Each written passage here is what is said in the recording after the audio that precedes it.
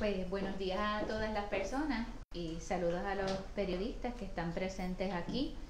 En el día de hoy vamos a hablar sobre un asunto que venimos trabajando desde hace tiempo y es sobre la venta pedazo a pedazo del país. Y para esos fines y para hacerlo de manera ilustrativa, le hemos llamado puertopolio.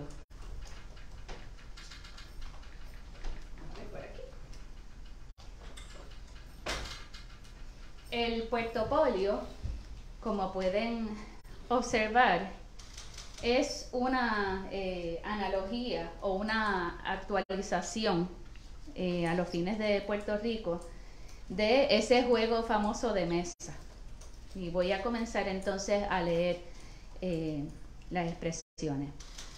A través de los últimos años y particularmente desde la administración de Luis Fortuño Burset, se ha ido creando un marco regulatorio que ha tenido el resultado de poner a toda la isla en venta, incluyendo la venta de su gente.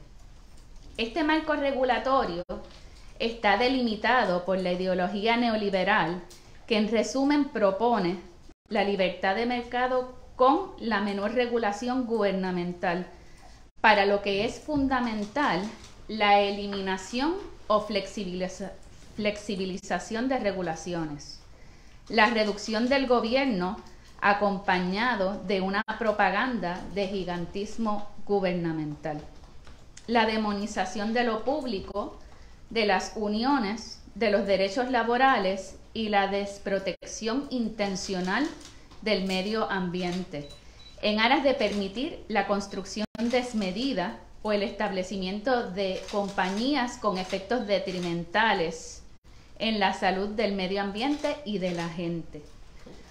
A todo esto podemos añadirle un factor nefasto, que es la completa desprotección de la gente que vive en Puerto Rico y el favoritismo a sectores extranjeros con capital o que aparentan tener capital, como veremos más adelante.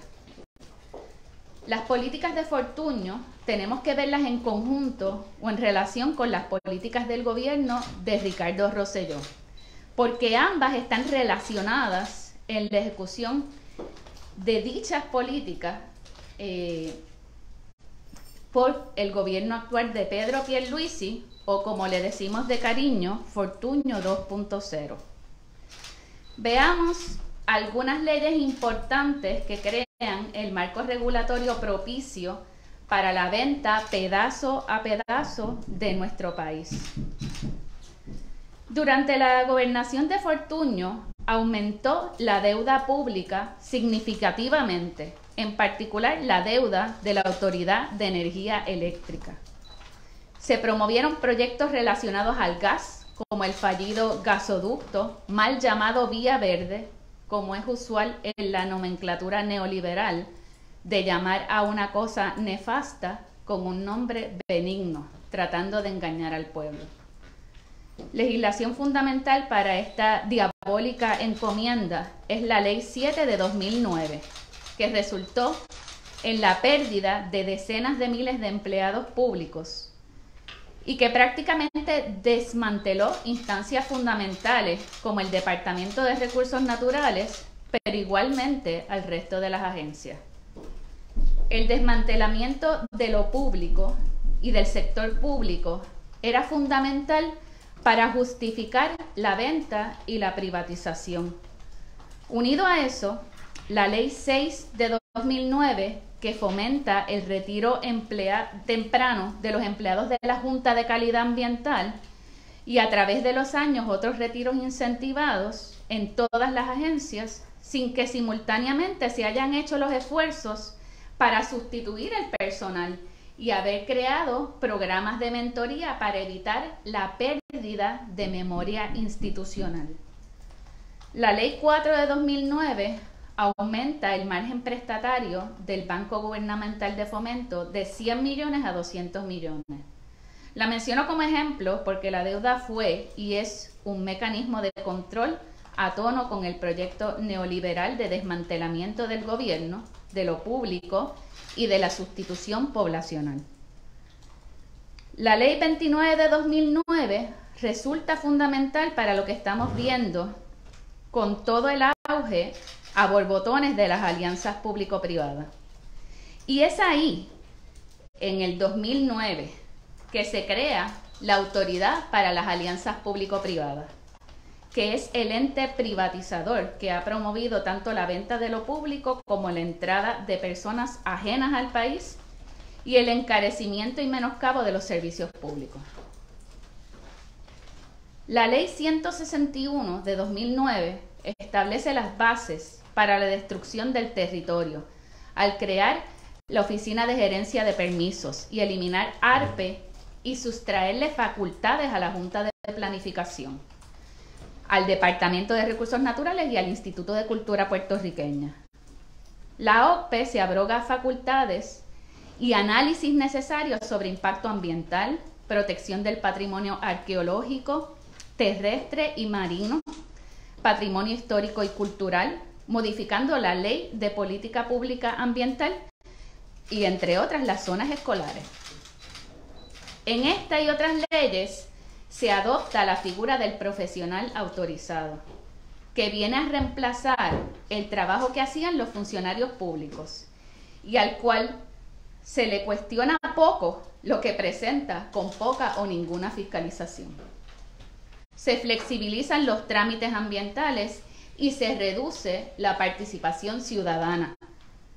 Otras leyes son la Ley 62 de 2009, Promoción y Desarrollo de Empresas de Biotecnología Agrícola de Puerto Rico, la ley que provoca la descolegiación del Colegio de Abogados, que ha servido para cuestionar las demás colegiaciones de gremios y profesionales, y por lo tanto la desregulación y enmiendas a la ley de cierre eliminando restricciones. No podemos olvidar el marco regulatorio gestado desde el Departamento de Desarrollo Económico de las leyes 20 y 22 de 2012. La primera para fomentar la exportación de servicios y la segunda para incentivar el traslado de individuos inversionistas a Puerto Rico, que fue aumentada en la administración de Alejandro García Padilla y exponenciada durante las administraciones de Ricardo Rosselló, Wanda Vázquez y ahora Pedro Pierluisi. Estas leyes han tenido el efecto de desplazar a la gente de sus viviendas e impedir que la gente pueda conseguir propiedades para alquiler a largo plazo bajo sección 8 o incluso adquirir su primera residencia, con el efecto de expulsar a la gente de municipios o del país, creando problemas sociales y la separación de las familias. Durante el gobierno de Ricardo Rosselló se legisla para crear condiciones más agresivas del marco regulatorio bajo Fortuño. Las leyes del primer año, 2017, inciden en lo que estamos viviendo hoy en día. Curioso que la primera ley, Ley 1 de 2017, enmienda la Ley de Alianzas Público-Privadas para insertar el concepto de las propuestas no solicitadas. Y sé que los compañeros periodistas ya conocen ese término y la gente también. Mediante la inserción del inciso U en el artículo 1 de la Ley de Alianzas Público-Privadas. Mediante ese mecanismo llegaron a Puerto Rico, entre otras, la propuesta de New Fortress en Ponce, que me acabo de acordar, HMS Ferries y ahora San Juan Cruise Port. Las enmiendas también permiten que la autoridad no tenga que utilizar los procedimientos establecidos, o sea, establece unos mecanismos excepcionales donde puede evaluar, entre otras, una sola propuesta. Y le da facultad también de supervisar los contratos, o sea, la supervisión de estos contratos por las alianzas público-privadas se da mediante la enmienda que establece la Ley 1 de 2017. Y hemos visto que eso es lo que ocurre en el caso de Luma, HMS Ferries, que parece que no supervisan nada. La Ley 2 de 2017 crea la Autoridad para la Asesoría Financiera y Agencia Fiscal, lo que conocemos como la AFAF. La Ley 4 de 2007 la de empleador único, que luego permitió la transferencia de empleados de la Autoridad de Energía Eléctrica en el contrato de Luma. La Ley 5 de 2017 de Emergencia Financiera y Responsabilidad Fiscal, la Ley 13 de 2017, que es Enterprise Puerto Rico, crea una entidad sin fines de lucro bajo el Departamento de Desarrollo Económico. Y la Ley 17 de 2017, la Ley para la Promoción de Puerto Rico como Destino, crea una organización de mercadeo que conocemos como DMO. Se crean mecanismos excepcionales para no cumplir con los procedimientos y se privatiza gran parte de las funciones de la compañía de turismo y de desarrollo económico, en las cuales antes incidía la Junta de Planificación. Otros antecedentes de privatización que estamos mencionando someramente son la venta de la Telefónica, la venta del aeropuerto y la prohibición de Prepanet. Hemos citado a esta conferencia de prensa para advertir a la prensa del país y a la gente de que lo que está ocurriendo no es por casualidad, sino que es un plan orquestado desde los marcos regulatorios y las leyes hace ya muchos años y que ha tenido el efecto de expulsar la población o matarla al imponer las necropolíticas vigentes. Todos sabemos que la privatización no ha mejorado nuestra calidad de vida, sino todo lo contrario. Veamos ayer y en esta semana cuántas cosas le han explotado a Luma. Pero no solo la privatización del gobierno nos afecta, sino vemos cómo se privatizan espacios públicos, como el Parquecito de Condado, la venta del Centro Comunal de Villas de Loíza y posiblemente otros muchos espacios más.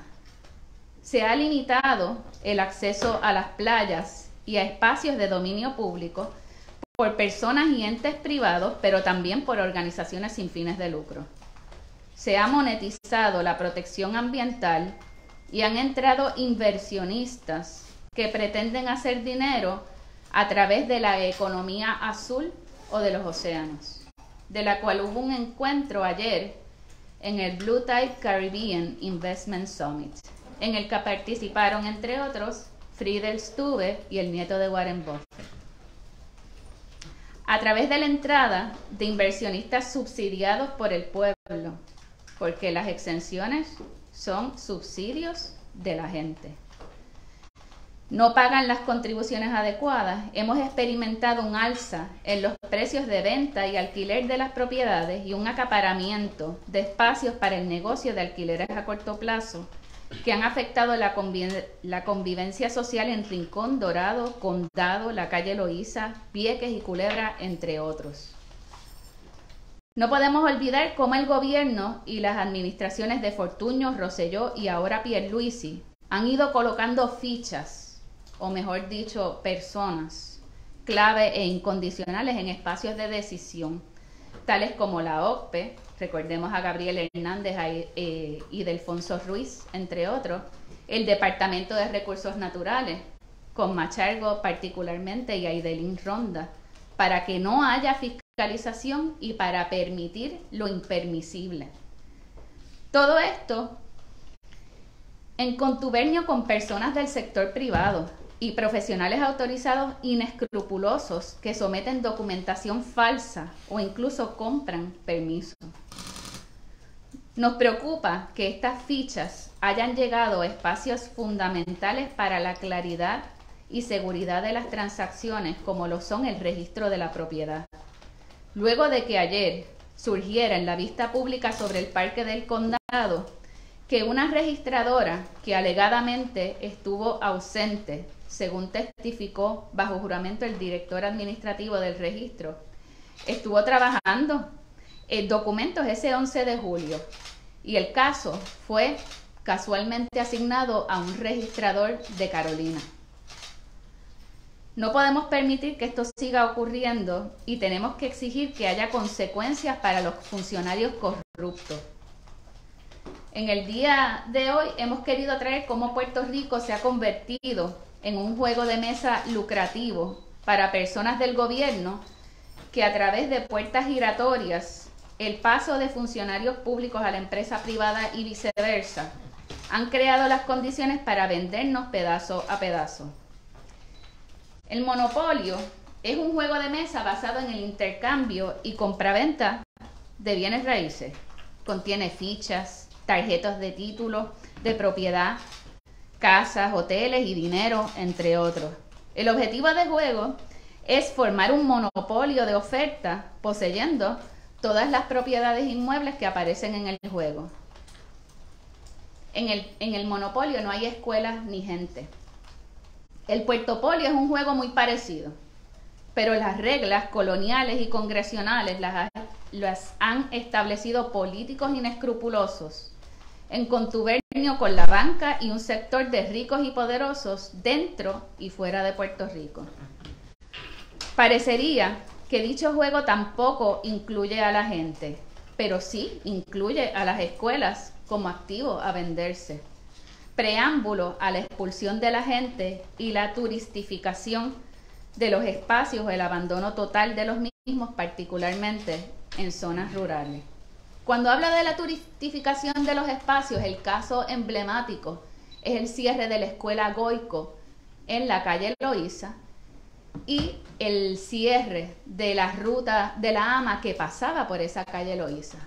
Ese cierre de la Goico permitió que se expidieran cosas que antes no podían expedirse cercanas a una escuela, como licencias de bebidas alcohólicas. Por eso usted ve que en la Goico están todos, frente a la Goico están todos esos negocios de bebidas alcohólicas que eran fundamentales para establecer la calle Loíza como una zona de turistas, con la expulsión de las familias que vivían ahí en Machuchal. El gobierno de Puerto Rico contaba con agencias y corporaciones fundamentales que planificaban, investigaban, cuantificaban y medían parámetros para establecer la política pública que estableciera el desarrollo económico y social. Indispensables fueron la Junta de Planificación, la Autoridad de Energía Eléctrica, antes Fuentes Fluviales, la Autoridad de Acueductos Alcantarillados, la Autoridad de Puertos, el Banco Gubernamental de Fomento, la Junta de Calidad Ambiental, el Departamento de Recursos Naturales, el Departamento del Gigantismo Gubernamental, que no era así. Para solucionar estos problemas proponemos, entre otras, y esto es un listado muy preliminar que iremos añadiendo y agrandando con el paso del tiempo. Como primera medida, eliminar la autoridad para las alianzas público-privadas. Tenemos que cortar de raíz lo que es ese ente privatizador. Eliminar la Oficina de Gerencia de Permisos y crear un ente transparente y participativo que le devuelva las facultades a las instancias de protección del ambiente y el patrimonio histórico, cultural y arqueológico, entre otras. Eliminar la figura del profesional autorizado y que las responsabilidades regresen al gobierno. Descongelar las plazas de empleados públicos. Revisar los salarios que están presentados ante la Junta de Control Fiscal desde la pasada sesión. Y establecer un programa de reclutamiento agresivo para fortalecer el servicio público. Eliminar las disposiciones de la Ley 20 de 2012, ahora en la Ley 60 de 2019. Fiscalizar todos los decretos, no solo una muestra, sino reevaluarlos todos y cada uno. Hacer pública la información de los decretos que hemos solicitado y que han solicitado las organizaciones y los periodistas.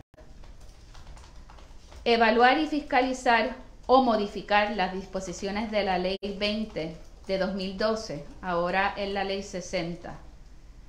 Imponer responsabilidad a los funcionarios que evaluaron y otorgaron decretos al garete, sin fiscalizarlos, de personas que han defraudado al gobierno y a la banca o que han cometido actos ilegales.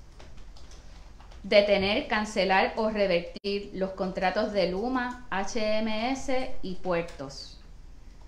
Presentar enmiendas a la Ley de Condominios para promover la convivencia en paz, sobre todo de personas mayores de 60 años, que se han visto severamente afectadas por la entrada de alquileres a corto plazo en condominios residenciales.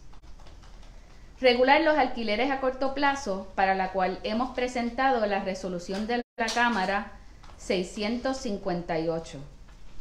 Establecer un control de rentas, para lo cual presentamos el proyecto de la Cámara 1242.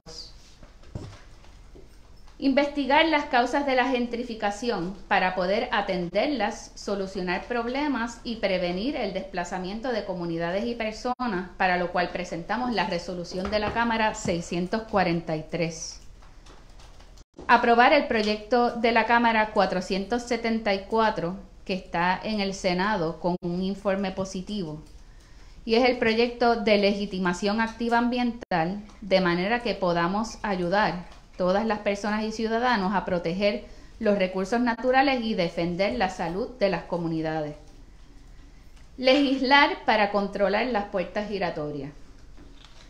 Crear una comisión de la verdad para investigar cómo los exgobernadores y exgobernadoras, secretarios y secretarias de agencias, otros funcionarios de alta jerarquía se han beneficiado de las políticas de privatización, venta y desplazamiento hasta el día de hoy. Y finalmente, volver a gobernar para la gente, y no solo para la gente que paga sus campañas o beneficios posteriores a su cargo gubernamental. No veo ninguna referencia a la Junta. Quisiera saber qué le parece a usted ha sido el rol de la Junta de Control Fiscal de 2016 para acá en relación a esas políticas y a esos proyectos. Sin duda, que no solamente la Junta de Control Fiscal, sino el Congreso de los Estados Unidos dicta desde espacios ajenos al gobierno unas políticas, todas estas políticas son parte de la idea o ideología neoliberal de la Junta y de los congresistas que también han intervenido en la privatización, en las alianzas público-privadas. Veamos, por ejemplo, como el caso de HMS, que es una persona de Estados Unidos, el señor Miller, quien ha venido al menos a 3 vistas públicas que yo recuerde aquí en la Cámara de Representantes, llegó luego de haber sido asesor de senadores, de haber estado en instancias de seguridad dentro del Congreso de los Estados Unidos, y de repente encontró un edicto de un periódico general o la página de internet de la Autoridad de las Alianzas Público-Privadas y dijo: ay, déjame presentar una propuesta no solicitada. ¿Quién se cree ese cuento? ¿De dónde llegó esa persona aquí? La creación misma de Luma. O sea, Luma ha sido parte de la exigencia de la Junta de Control Fiscal, que nos obligó, aunque le votamos en contra, a pasarle 750 millones para un fondo de emergencia. Y que no iban a soltar el dinero de la reconstrucción si no era a través de un ente privatizador. O sea, incluso parte de lo que establece la ley promesa y que ha promovido la corrupción en la Junta de Control Fiscal es que se permite darle regalos a la Junta. Y nosotros no sabemos qué regalos le han dado a la Junta, a los miembros de la Junta. ¿Usted sabe? ¿Han averiguado? Esa es una disposición que fomenta la corrupción y el acceso directo que tienen ciertos sectores, no la comunidad de Machuchal, ni de Villas de Loíza, ni de aquí de Puerta de Tierra, no, el sector de la construcción y el sector de las bienes raíces tienen comunicación directa con la Junta de Control Fiscal. Yo sé que si aquí se hacen suficientes investigaciones, y para eso en nuestro país contamos con magníficos investigadores periodistas, vamos a encontrar muchos personajes. Siempre que miramos las cosas hay que mirar los personajes, de dónde vienen, con quién se retrataron. El Facebook es magnífico, las redes sociales, ahí usted puede encontrar todo. Ayer mismo con lo de Puerto, yo encontré al señor González Denton en una foto con José Izquierdo II de la compañía de turismo. ¿Cómo llegó esa gente aquí? ¿Y cuál ha sido el beneficio para los políticos de turno? Pero no solamente los de aquí, los políticos del Congreso o la gente de la Junta de Control Fiscal, que sabemos que dentro de su composición había una puerta giratoria. Habían representantes que habían estado en Santander y en el Banco Gubernamental de Fomento. Carlos García y el otro era González, si mal no recuerdo. Juan Ramón González. Así que hay mucho que investigar, y yo exhorto a los periodistas y a las periodistas en Puerto Rico a que dediquen parte de su tiempo en encontrar todos los entuertos que están vinculados a la privatización y a la entrada de compañías extranjeras a Puerto Rico. Así que sin duda, para contestarte, sí, parte de quizás aquí la gente es más los músicos de la orquesta, y quien está de director está más, la dirección de la orquesta está más dentro de la Junta de Control Fiscal y el Congreso de los Estados Unidos. Usted tiene razón. El representante mencionó 3 proyectos, resoluciones también. ¿Esos son nuevos para esta sesión que radicó ahora? Son proyectos que se han radicado. En el caso de gentrificación se hizo una vista pública. Lamentablemente vamos a tener que tener la próxima vista pública a finales de agosto o principios de septiembre, porque el presidente de la comisión está fuera de Puerto Rico. ¿Y quién es el presidente de la comisión? Fourquet, la Comisión de Vivienda. Okay. Y lo mismo pasa con el control de rentas, que es el 1242, y que es una propuesta ya concreta. Claro, está abierta a que se hagan modificaciones. Y el proyecto para investigar el problema de los alquileres a corto plazo. Fíjense que aquí no estamos hablando de que el alquiler a corto plazo en sí es un problema, es dónde se ubica. ¿Cómo? Y yo le voy a decir, a mi oficina han venido, no una vez, muchas veces, asociaciones de condóminos, grupos de mujeres mayores de 60 años que lloran en mi oficina porque todos los días cuando llegan por la noche a su casa no saben quién es su vecino. El vecino cambia cada 3 días. Y que eso impacta las áreas comunes del condominio, porque entonces hay un uso mayor de los espacios y que están pagando agua y luz residencial en vez de comercial. Y hay más recogido de basura, así que es un impacto mayor para el condominio. Lo mismo pasa en urbanizaciones. En Dos Pinos vino la Junta Comunitaria a deponer de que de repente habían unas casas como Airbnbs, ¿verdad? Y que eso creaba un disloque en la convivencia comunitaria. O sea, por ejemplo, en municipios como Cabo Rojo, que para mí fue bien curioso preguntarle al alcalde de Cabo Rojo en una reunión que tuvimos a principios de año, usted tiene, como está pasando en Rincón, usted está teniendo un problema con los alquileres a corto plazo y la falta de vivienda a largo plazo. Me dijo, no, pero ese no es el cuento que me dice la gente. La gente ha tenido que, sobre todo las personas que dependen del Plan 8 para tener vivienda, incluso tienen que ir a buscar vivienda en otros municipios. En Rincón usted no va a encontrar nada bajo sección 8, en Cabo Rojo apenas. Lo mismo ocurre en Vieques, y son declaraciones del secretario de la vivienda. No hay una sola propiedad registrada bajo Plan 8. Y al frente, yo recuerdo haberme quedado, ¿cuándo fue? El 2021. Frente al residencial ese que está vacío, que salió en las noticias hace poco, y yo veía las familias allá al frente con niños chiquitos, en un espacio que es un caparazón de edificio, sin agua y sin luz. En Vieques hay un problema de vivienda brutal, porque en Vieques este proceso comenzó mucho antes que en el resto de la isla. Lo mismo con Rincón. Y todo eso de los alquileres a corto plazo, que ha traído gente, fíjense que es un asunto de mentalidad. Aquí todos sabemos que las playas son públicas. No podríamos pensar de otra manera. Pero cuando llegan personas que en sus países es posible las playas privadas, pues quieren venir aquí a imponer esa misma mentalidad. Y entonces en Rincón hay calles que una persona o varias personas han comprado 4 o 5 propiedades y las cierran. Cierran la calle, cierran el acceso a la playa. O sea, hay un problema de convivencia social. No es el alquiler per se, no es ese tipo de negocio, es que tiene que estar regulado.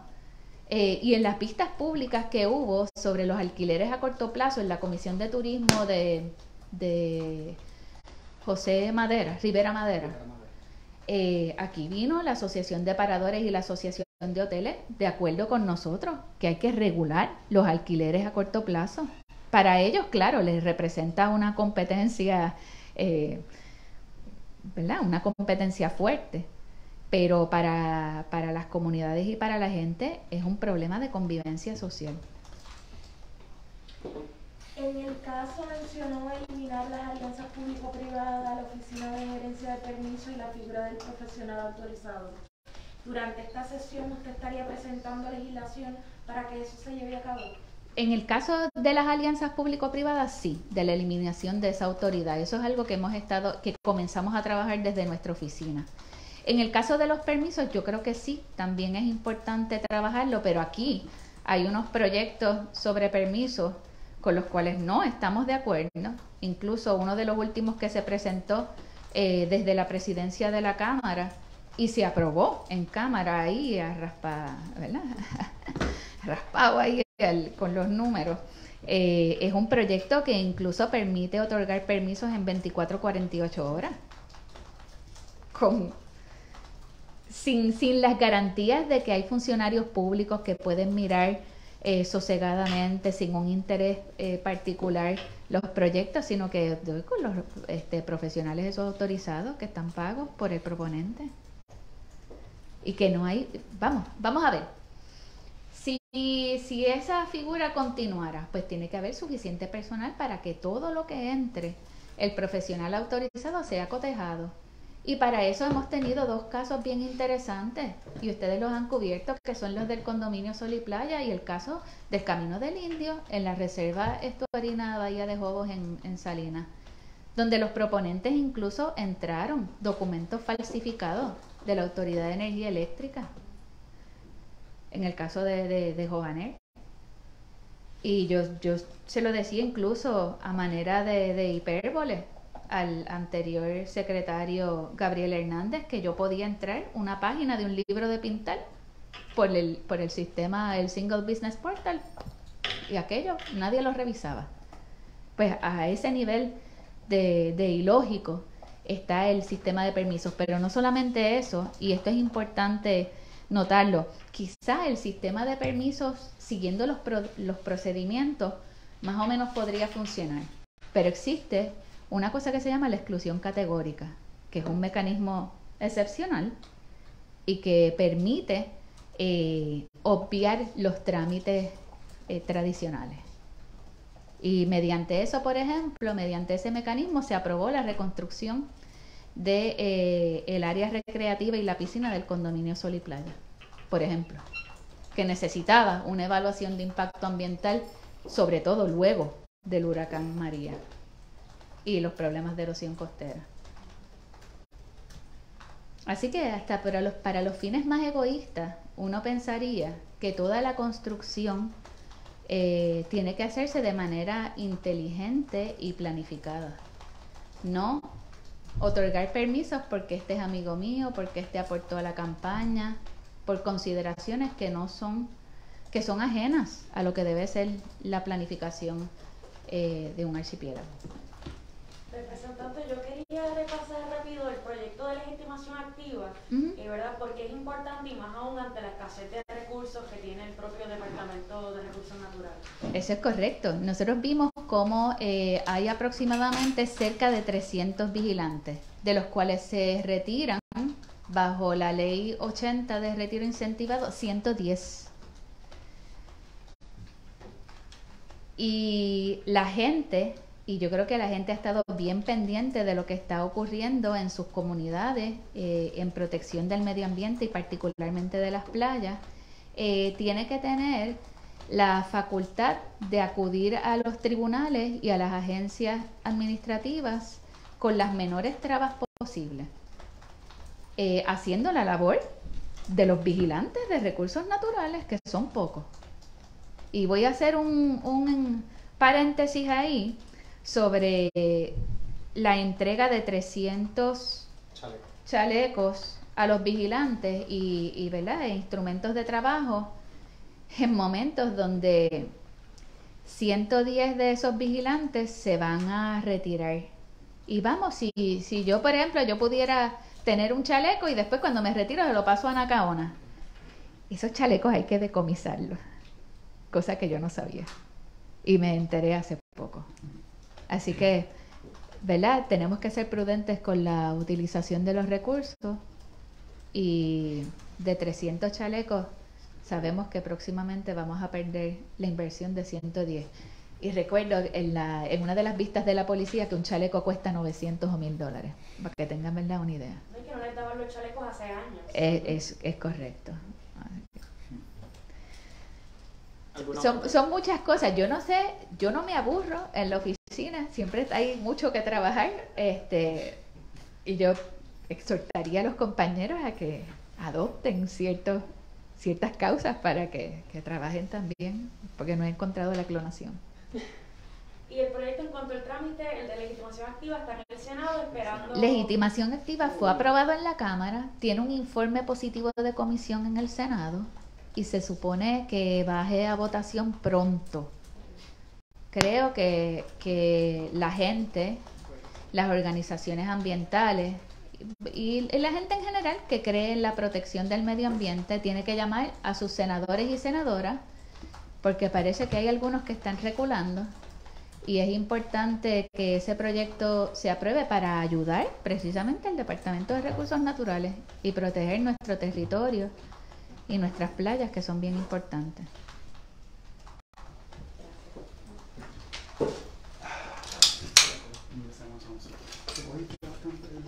¿Tú le diste los sobrecitos?